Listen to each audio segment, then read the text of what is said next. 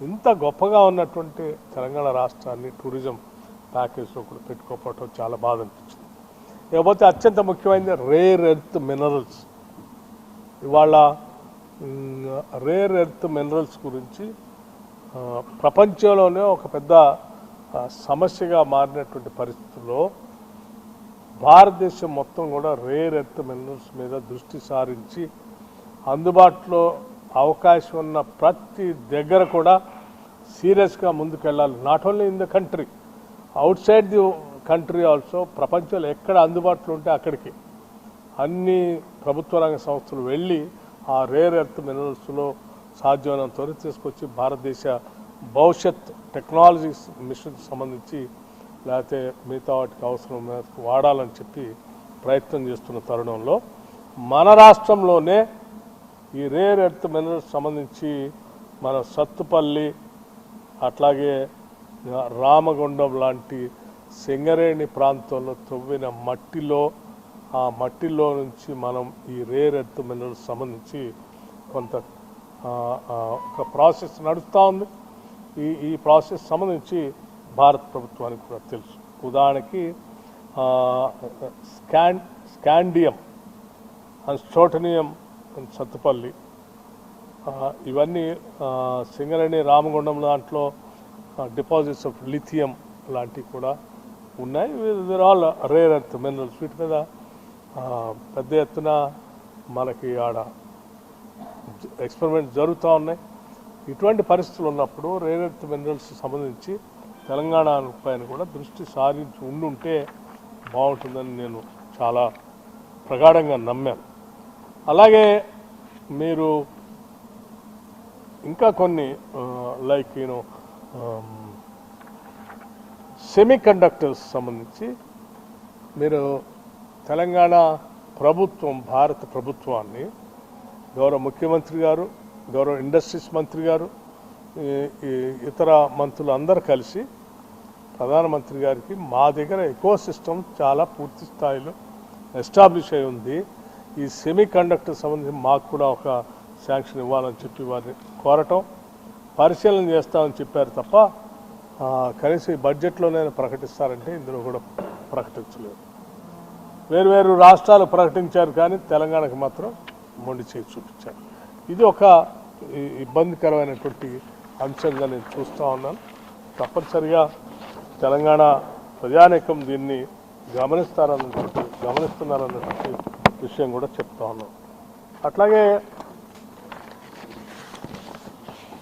వెల్ఫేర్కి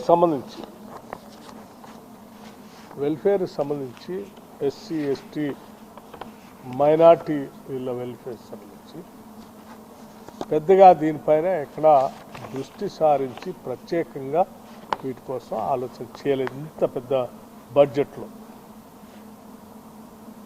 చివరికి విబిజీ రామ్జీ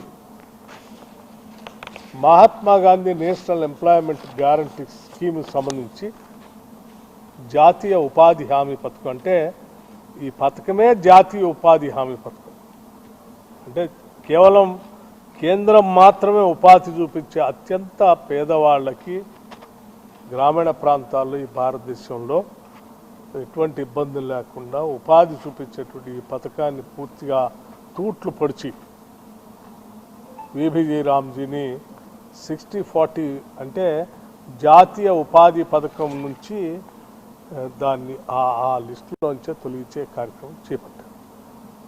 దీని ద్వారా చాలా పెద్ద ఎత్తున ఈ రాష్ట్రంలో ఉన్నటువంటి పేదలకి, ముఖ్యంగా గ్రామీణ ప్రాంతాల్లో ఉన్నటువంటి పేదలకు పెద్ద ఎత్తున నష్టం జరుగుతుందని ఈ సందర్భంగా తెలియజేస్తూ ఇంకా కొన్ని అంశాల్లో తెలంగాణకి తీవ్రమైనటువంటి అన్యాయం అయితే జరిగింది. ఈ అన్యాయాన్ని తెలంగాణ ప్రజలంతా గమనిస్తూ ఉన్నారు. తెలంగాణ రాష్ట్రమేమేదో ప్రపంచంతో పోటీ పడటం కోసం ప్రయత్నం చేస్తూ ఉంది. తెలంగాణ రాష్ట్రమేమో 2047 $3 ట్రిలియన్ ఎకానమీ మీరు ప్రకటించినటువంటి వికసిత్ భారత్లో మీరు ప్రకటించిన 2047 పెట్టుకున్నటువంటి గోల్ కాంట్రిబ్యూట్ చేయటానికి తెలంగాణ రాష్ట్రం కూడా సీరియస్గా 2047 గోల్ పెట్టుకొని ముందుకు పోతూ ఉంటే ఆ గోల్ రీచ్ కావటానికి తెలంగాణలో ఉన్నటువంటి స్ట్రెంగ్త్స్ అంటే ఇక్కడ ఉన్నటువంటి బలమైన పునాదులకి మీరు ప్రోత్సాహాన్ని అందించి ముందుకు తీసుకొని పోవాల్సింది పోయి ఈరోజు పూర్తిగా తెలంగాణ రాష్ట్రాన్ని నెగ్లెక్ట్ చేశారు. ఇది చాలా బాధాకరమని నేను ఈ సందర్భంగా మనవి చేస్తా ఉన్నాను.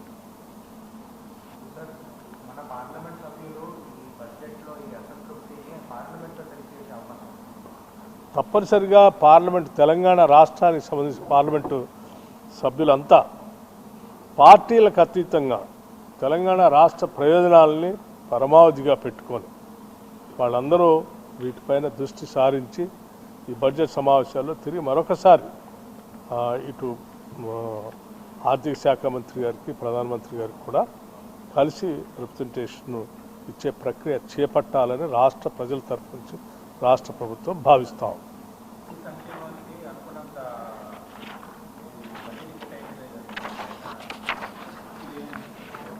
అమ్మా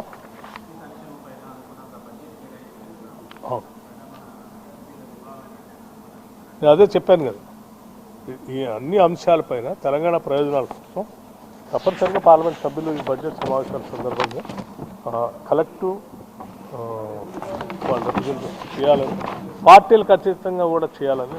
ఇంకో పక్కన ఇంకో విషయం కూడా చెప్పచ్చు. ఉదాహరణకి సరే రాష్ట్రాలు ఫిజికల్ డెఫిసిట్ సంబంధించి 4% ఉండేటట్టుగా కావాలని అడిగారు. రాష్ట్రాలకి 4% ఫిజికల్ డెఫిసిట్ ఉంచేటట్టుగా పెంచండి అని అడిగారు. కానీ దానిపైన ఎటువంటి ఇందులో పొందుపరచలేదు. కానీ కేంద్ర ప్రభుత్వం మాత్రం 4.3 మాత్రం ఫిజికల్ డెఫిసిట్ పెట్టుకుంది. సో మీరు రాష్ట్రాలు కూడా దాన్ని వర్తింపు చేయాలి కదా, మీరు పెట్టుకుని రాష్ట్రాలు కూడా ఈ దేశంలో అంతర్భాగమే కదా.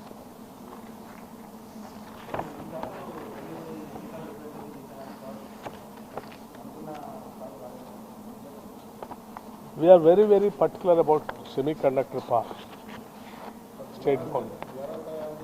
కానీ ఎన్నిసార్లు అడిగినా సెమీకండక్టర్ పార్క్స్ ఎందుకు అంత సీరియస్గా సెమీకండక్టర్ పార్క్స్ గురించి అడుగుతూ ఉన్నాం అంటే మారుతున్నటువంటి గ్లోబలైజేషన్లో పెరుగుతున్నటువంటి పరిస్థితుల్లో కొన్ని దేశాలు వాటి మీద గుత్తాధిపత్యం సాధించి అంతిమంగా ప్రపంచాన్ని శాసించే పరిస్థితికి వస్తూ ఉంది. సో దానివల్ల తెలంగాణ రాష్ట్రంలో భారతదేశంలో కూడా ఉత్పత్తి అవుతున్న ఎలక్ట్రానిక్స్ సంబంధించి వాటన్నిటికీ ఆ మెటీరియల్ ఆయా దేశాలు సప్లై చేస్తే తప్ప ప్రొడక్ట్స్ తీసుకొచ్చే పరిస్థితి లేదు. ఒకవేళ వాళ్ళు సప్లై చేసే పరిస్థితి ఆగిపోతే ఈ వ్యవస్థలన్నీ కూడా కుప్పగలిపోతాయి. సో దాంతో దేశమే పెద్ద ఎత్తున వెనకబడిపోయే ప్రమాదం. తప్పనిసరి పరిస్థితుల్లో కొన్ని దేశాలకి వీటి అవసరాల కోసం లొంగిపోవాల్సిన దుస్థితి కూడా ఏర్పడుతుంది. అటువంటి పరిస్థితి నుంచి దేశం బయటపడటం కోసమే rare earth minerals, semiconductors manufacturing, ఇటు చిప్ మ్యానుఫ్యాక్చరింగ్, వీటన్నిటికీ అవకాశం ఉన్నటువంటి హైదరాబాద్ నగర ఎకోసిస్టమ్, ఇక్కడ ఉన్నటువంటి టాలెంట్ సిస్టమ్ కానీ, నాలెడ్జ్ హబ్స్ కానీ, ఏర్పాటు చేసిన ఇన్ఫ్రాస్ట్రక్చర్ని కానీ, ఆల్రెడీ ఎస్టాబ్లిష్ అయిన ఎకోసిస్టమ్ కానీ, వీటన్నిటిని వాడుకొని దీన్ని జాగ్రత్తగా తీసుకోకపోతే తెలంగాణ ఒక్కదానికే కాదు దేశానికి కూడా పెద్ద ఎత్తున ఉపయోగపడుతుంది. దానికోసమే మేము చెప్పాము, in the interest of the country also. So finally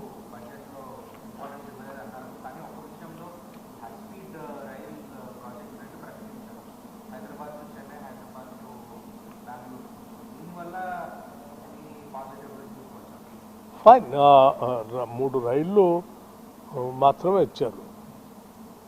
కానీ మిగతా వ్యవస్థ ఎకానమీ పెరగటానికి, స్టాండ్ ఆఫ్ లివింగ్ పెరగటానికి, ప్రజల జీవన స్థితిగతులు ఆర్థిక పరిస్థితులు మెరుగుపడటానికి కావాల్సిన అవన్నీ ఇచ్చిన తర్వాత వీటిని వాడుకోవటానికి ఉపయోగం ఉంటుంది. అవేమి ఇవ్వకుండా మరి స్టాండ్ ఆఫ్ లివింగ్ పెరగకుండా ఇచ్చారు. ఇచ్చినందుకు ఆ 3 ట్రైన్స్ ఇచ్చినందుకు ఓకే, కానీ ఇవి బేసిక్గా రావాల్సినవి రావాలి కదా. Thank you.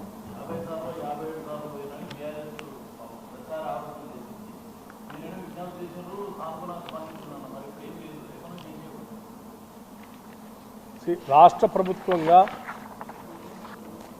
కేంద్ర ప్రభుత్వాన్ని కలవటం, రాష్ట్ర ప్రయోజనాల కోసం రిప్రజెంట్ చేయటం బాధ్యత కలిగిన ప్రభుత్వంగా మేము ఎప్పుడు చేస్తూనే ఉంటాం, చేస్తున్నాం. నేనేం చెప్పాను, రాజకీయాలకు అతీతంగా రాష్ట్రం నుంచి ప్రాతినిధ్యం వహిస్తున్న పార్లమెంట్ సభ్యులు అందరూ కలిసి విస్తృతమైన రాష్ట్ర ప్రయోజనాల దృష్ట్యా మీరు కేంద్రంలో పార్లమెంట్ బడ్జెట్ సమావేశాలు జరుగుతున్నాయి కాబట్టి ఆర్థిక శాఖ మార్చుల్ని అవసరమైతే ప్రధానమంత్రి గారిని కూడా అందరూ కలిసి ఈ రాష్ట్ర ప్రయోజనాల కోసం వీటన్నిటిపైన మళ్ళీ ఒకసారి కలిసేటువంటి ప్రయత్నం చేయాలి. ప్రభుత్వం తప్పనిసరిగా ఆ రకమైనటువంటి సూచనలు కూడా పార్లమెంట్ సభ్యులు చేస్తుంది.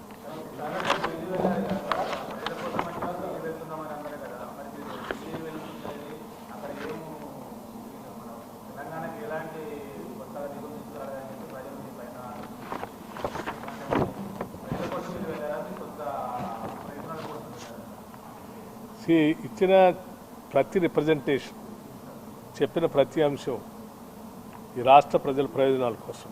Thank you.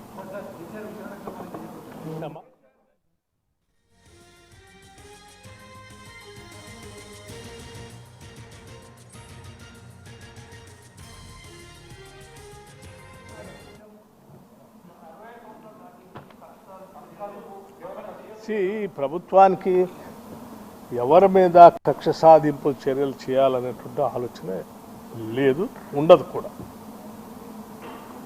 అత్యంత పారదర్శకంగా డెమోక్రటిక్గా పాలన అందించడమే ప్రభుత్వం ముందున్నటువంటి ఏకైక మోటో.